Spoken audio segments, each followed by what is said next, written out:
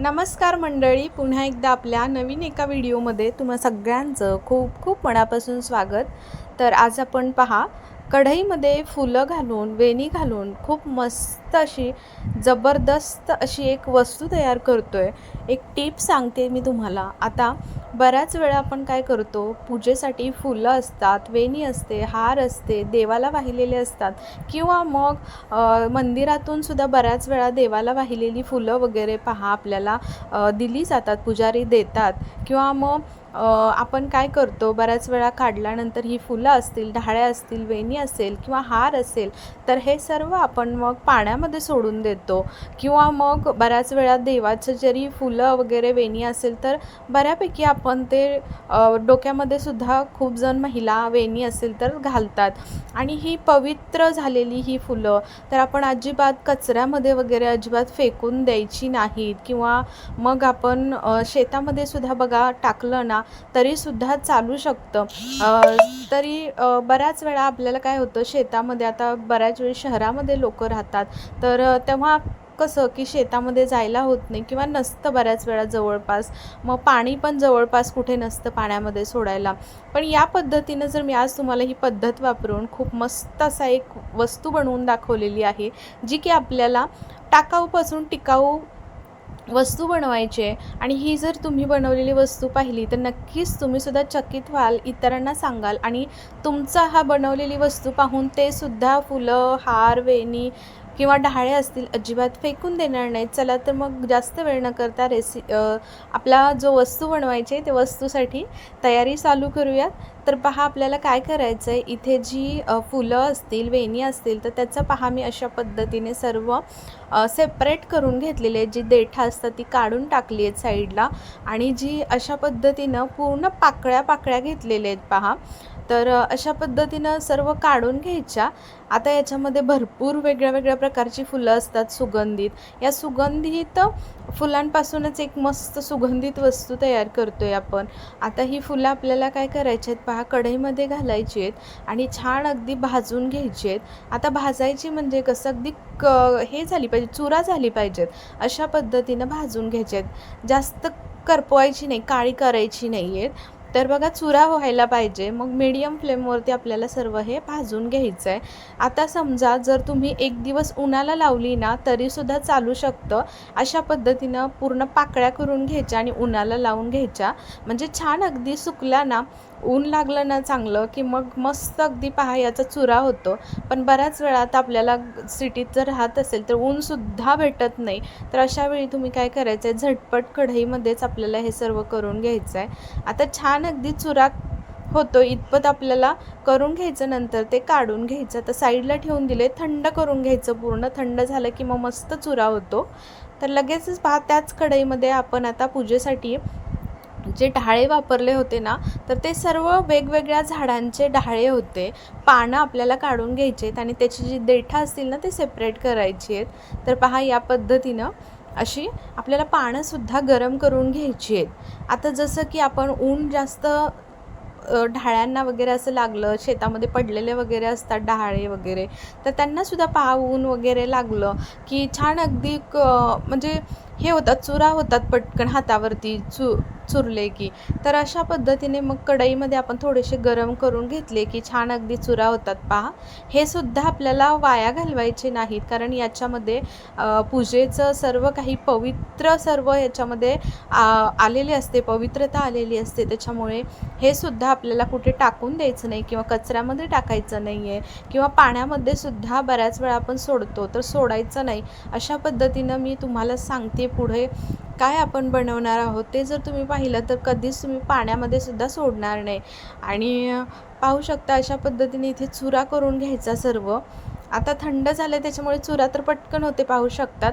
तर लगेचच हे चुरा केलेलं आपल्याला काय करायचं आहे, साईडला ठेवून द्यायचं आहे.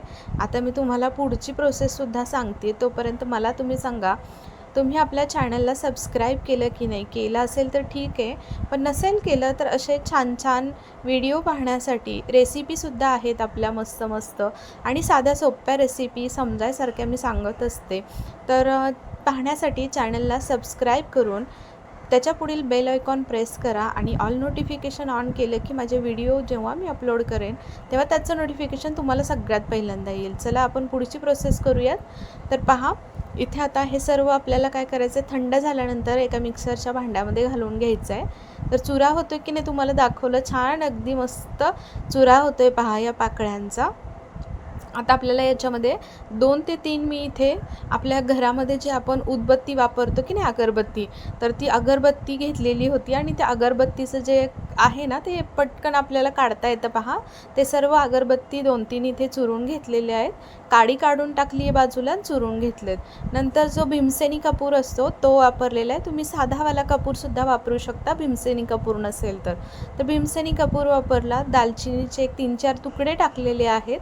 त्याच्यानंतर इथे मी तेजपत्ता वापरला आहे. 2 ते 3 तेजपत्ता आणि 6 ते 7 लवंग वापरलेले आहेत. आणि अशा पद्धतीने पहा, छान अगदी व्यवस्थित आपल्याला हे मिक्सरमधून वाटून घ्यायचं आहे. सगळे जिन्नस अगदी व्यवस्थित वाटले गेले पाहिजे. छान चुरा बघा किती मस्त झालेला आहे. आता याच्यामध्ये ना मी धूपकांडीसुद्धा तुमच्याकडे असेल तर त्याच्यामध्येच तुम्ही घालू शकता, पण माझी त्याच्यामध्ये घालायची विसरलेली. मग आता पुन्हा कुठे वाटून घ्यायचं, म्हणून मग नंतर मी असंच ठेचून घेतलं आणि तोसुद्धा चुरा मी याच्यामध्ये धूपचा घातलेला आहे. आता तुमच्याकडे याच्यामध्ये जर चंदन वगैरे असेल ना घरी, ते सुद्धा तुम्ही वापरू शकता बरं का. जे काही सुगंधी द्रव्य असतात आपल्याकडे ते सुद्धा तुम्ही याच्यामध्ये वापरू शकता. जसं की सुगंधी तेल असेल तर आता इथे माझ्याकडे तेल नव्हतं, तर मी इथे पहा सुगंधी तेल, नॉर्मली आपण कोणतंही वापरू शकतो, पण सुगंधी तेल असेल तरीसुद्धा तुम्ही छान वापरू शकता. याच्यामध्ये खूप छान सुगंध येतो.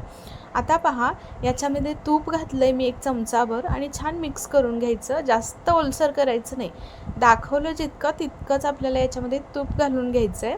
आणि इथे पाहू शकता अशा पद्धतीने मस्त कोन बनवून घ्यायचे. आज आपण इथे बनवलेली आहे धूपकांडी. तर पाहू शकता अशा पद्धतीनं छान अशी थोडीशी प्रेस करून हातावरती घेतली ना 2-4 बोटांनी की मस्त धूपकांडी तयार होते.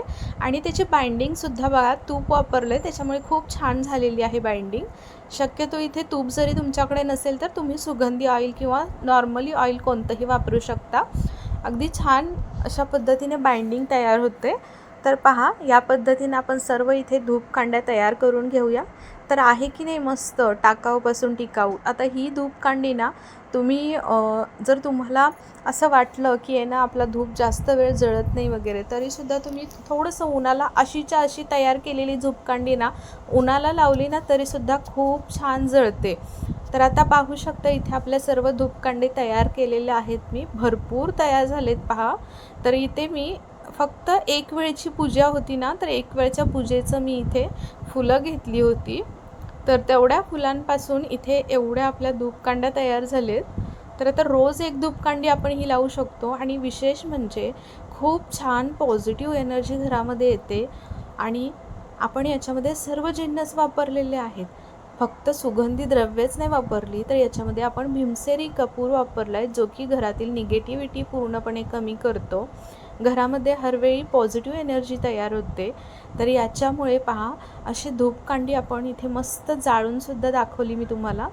तर पाहू शकता मस्त अशी धूपकांडी एकदाच का जाळायला म्हणजे ठेवली ना जळवून की खूप छान जळते अगदी शेवटपर्यंत. मग तोपर्यंत आता पहा, मी आपण जी पानं घेतली होती की नाही, तर ती पानंसुद्धा अशा पद्धतीनं पहा मी काढून घेतलेत. आता इथे मी तुम्हाला पंक्तीमध्ये दाखवते. तुम्ही जर एखादं खराब आपला तवा वगैरे असतो त्याच्यामध्ये जरी घेतलं ना तरीही चालेल. तर त्याच्यामध्ये काय करायचं, कपूर घालायचा, थोडंसं दालचिनी घातली आहे पहा मी इथे, आणि इथे मी तेजपत्तासुद्धा घातला आहे. आता तुम्हाला अजून याच्यावरती काय घालायचं असेल तर घालू शकता. तर अशा पद्धतीनं जळवायचं आणि फुकून द्यायचं. तर त्याच्यानंतर त्याच्यामध्ये जो हे असतं की नाही निखार, म्हणजे जास्त काही निखारे नाही तयार होणार, पण जो पाला असतो बघा, तर तो जळत असतो की नाही, त्याचाच जो निखारा असतो तर त्याच्यावरती दुसरा पाला लगेच जळला जातो. अशा पद्धतीने छान अगदी पूर्ण घरामध्ये हे फिरवून घ्यायचं. बऱ्याच वेळा घरामध्ये मच्छर वगैरे येतात बघा, लहान मुलं असतात, खूप जास्त मच्छर येतात. बऱ्यापैकी खिडक्या जरी बंद असल्या तर कुठून येतात माहीत नाही, माझ्या घरामध्ये तर येतातच येतात. तर मग मी काय करते, अशा पद्धतीने नेहमी आपली उदबत्ती वगैरे आपण लावत असतो, मच्छरची असते किंवा गुड नाईट लावतो, पण लहान मुलांना ते सुद्धा सुटेबल नाही आहे, चांगली गोष्ट नाही आहे ती लहान मुलांच्यासाठी सुद्धा. मग अशा पद्धतीने सर्व याच्यामध्ये पहा अगदी सर्व झाडांचा पाला आहे, त्याच्यामुळे बऱ्यापैकी आपण बघा शेतातसुद्धा घरी गावाच्या वस्तीलासुद्धा आपण काय करतो, पाला वगैरे असला तर भरपूर जाळतो आणि तो सुद्धा घरामध्ये फिरवतो. तर अशा पद्धतीने सर्व ठिकाणी अगदी बेडच्या कोपरानी कचरा जिथे ठेवतो आपण डस्टबिनच्या इथे वगैरे, असं सर्व ठिकाणी आपण की नाही हे सर्व फिरवून घेतलं की नाही अगदी मस्त सगळीकडे धूर होतो आणि या धुराच्या वासाने की नाही मच्छरसुद्धा अजिबात घरात येत नाहीत किंवा मग आले असतील तरीसुद्धा मरून जातील. सोबतच त्याच्यामध्ये जर तुम्हाला वाटलंच तर एखादी मी धूपकांडी नंतर टाकली आहे पहा, तर ती सुद्धा घालायची आणि फिरवून घ्यायचं सगळीकडून. तर पाहू शकतात अशा पद्धतीनं मी मस्त अगदी इथे बेडरूममधून वगैरे सगळीकडून जिथे जिथे अडचणीच्या जागा असतात तिथून सर्व फिरवून घेतलं आणि इथे पहा आता मी मस्त किचनमध्ये आणलेलं होतं. तर आता पाहू शकता किती जळलेली आहे ती. तर आपल्या या ढाळ्यांचा सुद्धा आणि या फुलांचा सुद्धा अशा पद्धतीने वापर केलेला पाहून नक्कीच सर्वजण चकित होतील. तुम्ही सुद्धा एखाद्याला जर सांगितलं किंवा मग अगदी पहा मार्गशीर्षच्या आता शेवटच्या गुरुवारी सुद्धा तुम्ही हा प्रयोग करू शकतात किंवा आजसुद्धा जे ढाळे काही शिल्लक असतील तुमच्याकडे किंवा मग तुमच्याकडे जर फुलं असतील तर त्याचंसुद्धा बनवून ठेवा आणि पुढच्या गुरुवारी लावा आणि हळदी कुंकवाला सर्व महिला आल्यानंतर त्यासुद्धा चकित होतील, त्यासुद्धा या पद्धतीनं याचा उपयोग करतील. टाकाऊपासून टिकाऊ मस्त असं धूपकांडी तयार तुम्हीसुद्धा करा आणि व्हिडिओ कसा वाटला ते मला नक्की कमेंट करून सांगा. व्हिडिओ कोणत्याही क्षणी थोडा जरी आवडला असेल तर व्हिडिओला एक लाईक एक सबस्क्राईब जरूर करा. चला उद्या पुन्हा भेटू, तोपर्यंत बाय बाय.